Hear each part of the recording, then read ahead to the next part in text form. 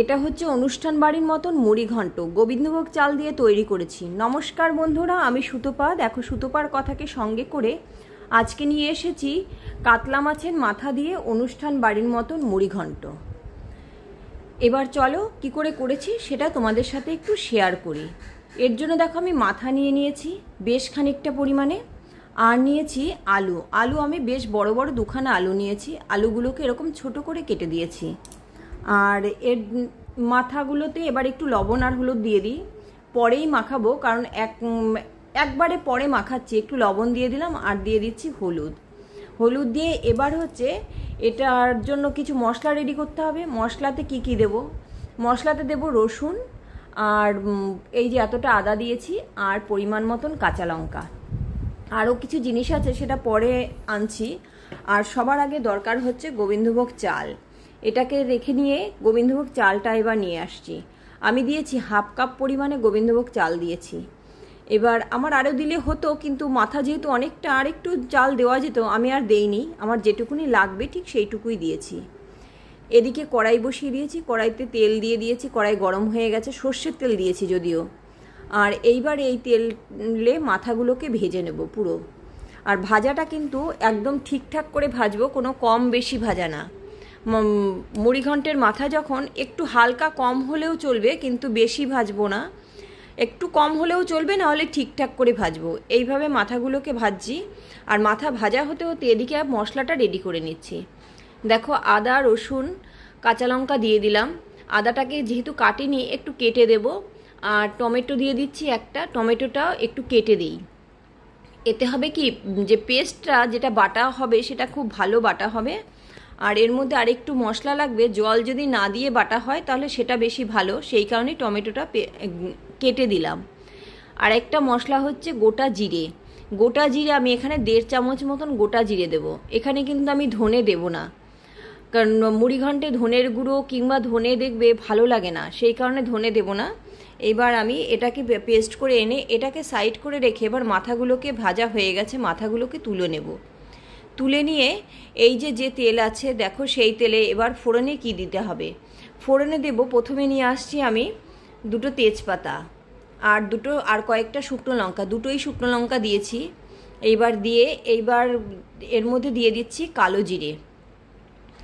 এবার এই ফোড়নের এটা ভাজা ভাজা হয়ে গেলেই এর মধ্যে দিয়ে দিচ্ছি আমি আলুগুলো দিয়ে আলুগুলো কিন্তু একদম ভালো করে ভাজবো। আলুগুলো কিন্তু একটু কমা ভাজলে হবে না। আলুগুলো যে আমরা যে ভাজা খাই, যেমন পুরো লাল লাল হয়ে যায়, ঠিক সেই অবস্থা অবধি আলুগুলো ভাজবো। আর সেই ফাঁকে আমি চালগুলোকে একটু ভালো করে ধুয়ে রাখি চালগুলো। আর এই দেখো, আলুগুলো কিন্তু আমি ভাজছি, আর ওদিকে চালটা ধুয়ে নেব। সেই ফাঁকে তোমরা কিন্তু চ্যানেলটাকে সাবস্ক্রাইব করে ভিডিওটাকে একটা লাইক দিয়ে দিও। লাইক দিতে কিন্তু ভুল করো না। এবার দেখো, আলুটা ভাজা হয়ে গেলে এর মধ্যে দিয়ে দিলাম এই যে বেটে রেখেছি যে মশলাটা, যে আদা, রসুন, লঙ্কা, টমেটো, জিরে সব কিছু মিশিয়ে যে পেস্ট করে রাখলাম মিক্সির জারে, সেইটা দিয়ে দিলাম। আলুগুলো কিন্তু পুরো লাল করে ভেজে নিয়েছি। এইবার এই মশলাটা দিয়ে একটু জার ধোয়া জল দিয়ে দিই, কারণ জারের মধ্যে অনেকটা মশলা লেগে থাকে, তাই একটু জার ধোয়া জল দিয়ে দিলাম। দিয়ে এইবার দিয়ে দিচ্ছি এর মধ্যে হলুদ আর লবণ এই মশলার মধ্যে দিয়ে দেব। দিয়ে এবার এটাকে খুব ভালো করে কষিয়ে নেব। এই যে হলুদ দিলাম, এই যে লবণ দিলাম, দিয়ে ভালো করে এটাকে কষাবো, যাতে মশলা কিন্তু কাঁচা না থাকে। মশলা তেল ছাড়া অবধি অপেক্ষা করতে হবে। আর যদি মনে করো আরেকটু তেল দেবে, এই ফোড়নের সময় কিন্তু দিয়ে দিতে পারো। আমি আর তেল দেইনি, আমি একটু গ্যাস কমিয়ে করে কষিয়ে নিচ্ছি, যে এতে হয়ে যাবে। আর এর মধ্যে দিয়ে দিলাম একটুখানি চিনি। মুড়িঘণ্টের এই মশলার মধ্যে একটু চিনি দিলে খেতে বেশ ভালো হয়, মুড়িঘণ্টের ব্যালেন্সটা খুব ভালো আসে। সেই কারণে এই মশলার মধ্যেই চিনিটা দিয়ে দিলাম। দিয়ে এবার খুব ভালো করে এটাকে কষিয়ে নিতে হবে।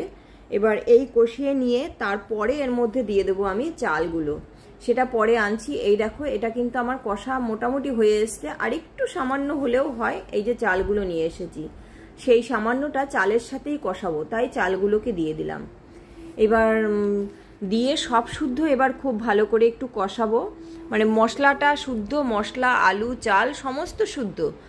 আর এই সময় না গ্যাসটা কিন্তু একটু কমিয়ে নিলে ভালো হয়। এই সময় দেখবে চালটা পুরো রসটা টেনে নেবে এবং চালটা ভাজা ভাজা হবে। চালের গা দিয়ে একটা সাদা সাদা যে বেরোবে, যেটা চালটা ভাজা হয়েছে বোঝা যাবে, সেই সময় দিয়ে দিলাম মাথাগুলো। মাথা দিয়ে মাথাটাকে খুন্তি দিয়ে একটু চেপে চেপে ভেঙে নেওয়ার চেষ্টা করছি। যা ভাঙলো ততটা ভেঙে নিয়ে এই সব শুদ্ধ ভালো করে একটু মিশিয়ে নেব। খুন্তি দিয়ে ভেঙে দিলে, খুন্তি দিয়ে ভাঙাই ভালো। কেন বলছি, একটু মাথা গোটা থাকবে, এবার কারোর থালায় দিতে গেলে একটু মাথা কাটা শুদ্ধ দেওয়া যাবে। তাহলে এবার সেই সব শুদ্ধ আবার ভালো করে আবার নেড়ে চেড়ে মিশিয়ে নিচ্ছি। এতে মাথার যে ওই যে বললাম হালকা কম ভাজলেও চলবে, সেই রসটুকুও চালের মধ্যে ঢুকে যাবে, এতে খেতে দুর্দান্ত লাগবে। এবার দিয়ে দিচ্ছি জল। পুরো কষাটা হয়ে গেলে দিয়ে দিলাম জল। জলটা কিন্তু পরিমাণে একটু বেশি দিতে হবে, যেহেতু চাল আছে। এবার চালের জন্য জলটা একটু বেশি দিতে হবে, তাহলে চালটা ভালো করে সিদ্ধ হবে। তবে সিদ্ধটা কিন্তু আহামরি যে খুব বেশি করব তা কিন্তু না।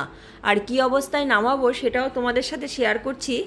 যে এইটা চালটা দিয়ে, এই চালে যে জলটা দিয়েছি, জলটা যতটা পরিমাণে ফুটবে, ফুটে কি অবস্থায় নামাচ্ছি দেখো। এই যে ফোটার পরে ঠিক এই যে এই অবস্থায় যখন হয়ে গেল, আমি মাঝখানে ওটা একটু লবণ দিয়েছিলাম, লবণ লাগতো বলে, এরকম একটু ঝোল ঝোল থাকবে।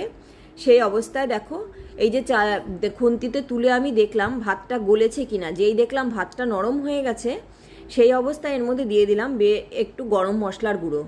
গরম মশলা কিন্তু একদম কম দেইনি, আমি একটু বেশি পরিমাণে দিয়েছি, কারণ মাথার একটা দেখবে গন্ধ থাকে, সেই কারণে এই সময় একটু গরম মশলা আর বেশ খানিকটা ঘি দিয়ে দিলাম।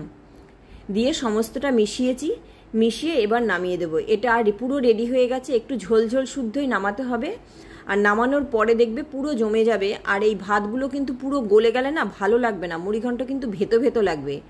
সেই কারণে মুড়িঘণ্টর ভাতটা শুধু সিদ্ধ হয়েছে সেই সময় গ্যাসটা অফ করে দেব। এটা পুরো রেডি হয়ে গেছে। এটা এবার আমি নামিয়ে নিচ্ছি। এটা এতটাই টেস্ট হয় যে বাটিতে করে নিয়ে শুধুই এটা সবাই পছন্দ করবে, আর মানে ভাতের সাথে অবধি যাবে না, এটা এতটাই টেস্ট হয়। আর লবণটা যদি একটু ঠিকঠাক হয় না, শুধুই পুরো বাটি খালি হয়ে যাবে। আর কি, সবাই ভালো থাকবে, আর আমাকে কমেন্টস করতে কিন্তু ভুলো না, আর ভিডিওটাতে লাইক দিতেও ভুলো না। আজ এই অবধি। আর কি, সবাই ভালো থেকো। আবার কথা হচ্ছে পরবর্তী রেসিপিতে।